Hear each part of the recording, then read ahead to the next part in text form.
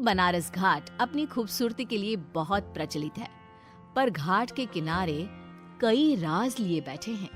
ये कहानी शुरू होती है बनारस के घाट के पास बने ममता निवास से, जहाँ प्रिया लाल जोड़े में ममता के घर उसकी बहू बनकर आती है। आओ आओ बहू, घर को अपने पैरों से पवित्र करो। ममता घर की दहलीज पार कर ही रही होती है कि अचानक एक बहुत गंदी सी बास पूरे घर में फैल जाती है।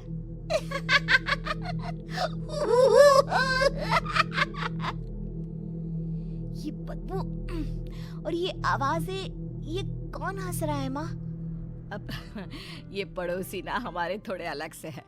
कहाँ हम शाकाहारी और ये मांस मच्छी खाने वाले। छोड़, तू ध्यान मत दे और गृह प्रवेश कर। और हाँ बहू, अपनी सास की एक बात हमेशा याद रखना, इन पड़ोसियों से तो कभी बात नहीं करेगी। अच्छे लोग नहीं है ये। अपनी सास की ये बात मानेगी ना बेटा? हाँ माँ, जो आपकी मर्जी, मैं उनसे बात नहीं करूंगी। अगले दिन प्रिया अपनी पहली रसोई बनाने रसोई घर में जाती है। ये छोकी बात तो नाक में जा रही है। एक काम करती हूँ, खिड़की खोल देती हूँ। प्रिया खिड़की खोलने जाती है। इतने जाले, लगता है इस खिड़की को कभी खोला ही नहीं गया। पर ऐसा क्यों? ओह, नॉन वेज की स्मेल आती होगी ना। 2 मिनट के लिए खोल लेती हूँ, फिर बंद कर दूंगी। प्रिया खिड़की खोलती है। खिड़की खोलते ही उसकी नजर सामने वाले घर की खिड़की पर पड़ती है, जहाँ एक लड़की खड़ी होती है, हाथों में मेहंदी, लाल रंग की साड़ी, बिल्कुल सजी धजी, मानो प्रिया की तरह ही वो भी नई नवेली बहू हो। वो प्रिया को देखकर मुस्कुराती है। हे भगवान, माँ ने तो इनसे बात करने को मना किया था। प्रिया फौरन ही खिड़की बंद कर देती है और तवे पर चढ़े रोटी की ओर देखने लगती है, पर वहाँ रोटी न होकर मछली पड़ी होती है। ये क्या? पहली ही रसोई में इतनी बड़ी गलती। हे भगवान, अब मैं क्या करूं? प्रिया बहुत डर जाती है और फौरन रसोई की सफाई करने और फिर सभी के लिए खाना बनाने लग जाती है। जब वो सबको खाना परोसती है, सब तो ठीक है, मैं बेकार में चिंता कर रही थी। हे भगवान, ऐसे ही बस अपनी कृपा बनाए रखना। रात के वक्त जब सब सो रहे होते हैं, तब प्रिया को पायल की आवाज सुनाई देती है, जिससे उसकी आंख खुल जाती है। ये पायल की आवाज कहाँ से आ रही है? प्रिया उठकर उस आवाज के पीछे छत की सीढ़ियों तक जाती है। तभी उसे बच्चे के रोने की आवाज आती है। प्रिया छत पर जाती है तो क्या देखती है? वही लाल साड़ी वाली लड़की अपनी गोद में एक नवजात बच्चे को घुमा घुमा कर सुला रही है। तभी प्रिया की नजर उसके पेट पर पड़ती है।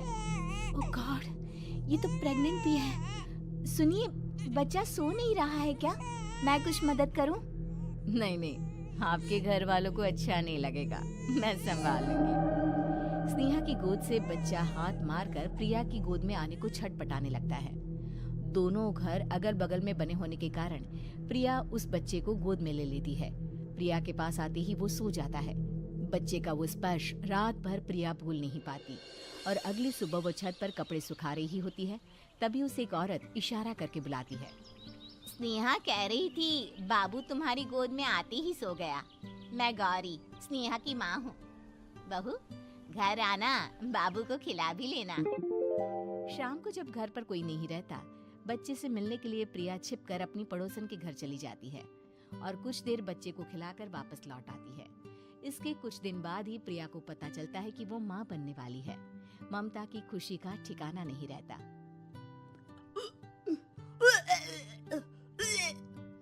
माँ जी, पता नहीं क्यों उल्टी आ रही है।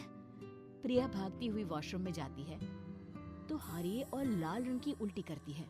उस उल्टी में से कीड़े निकलते हैं। ये क्या? खून और ये कीड़े! माँ! माँ!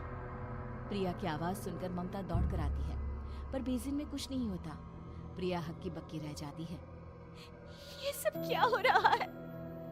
प्रिया घबरा जाती है और अपने कमरे में जाकर सो जाती है।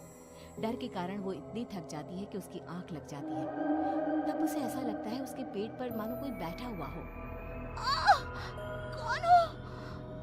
प्रिया के पेट पर एक 5 महीने की बच्ची बैठी हुई थी, जो बुरी तरह जली हुई थी। माँ, तुम ही मुझे लाई ना अपने पेट में? मैं तुम्हारी माँ नहीं हूँ। कौन हो तुम?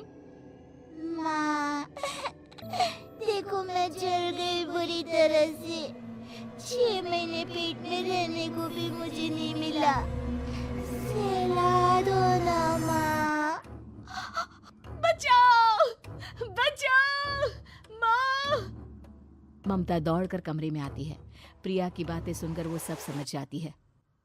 तू कहीं बगल वाले घर में तो नहीं जाकर आई ना बहू?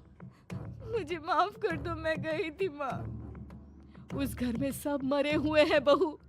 कई साल पहले स्नेहा उस घर में बहू बनकर आई थी। कुछ ही दिन में वो एक बच्चे को जन्म देने वाली थी। पूरा घर बच्चे के आने की खुशी में खोया था कि एक दिन अचानक उस घर में आग लग गई।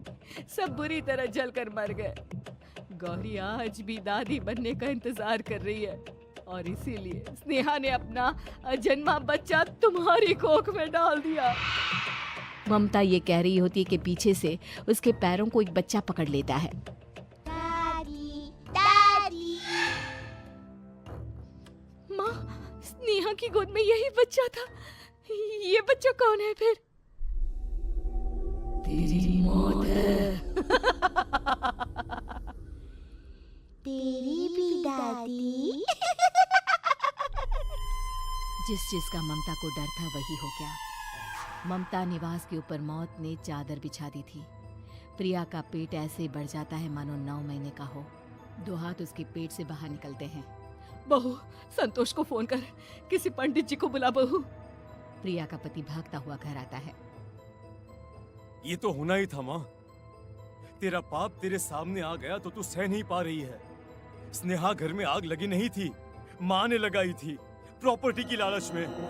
और वो बच्चा मेरी पहली पत्नी का बच्चा है, मेरा बेटा, जो कि उस आग की चपेट का शिकार हो गया था। मैंने तुमसे ये सब माँ के कहने पर छुपाया था। मुझे माफ कर दो प्रिया। तुम अगर चाहो तो यहाँ से जा सकती हो।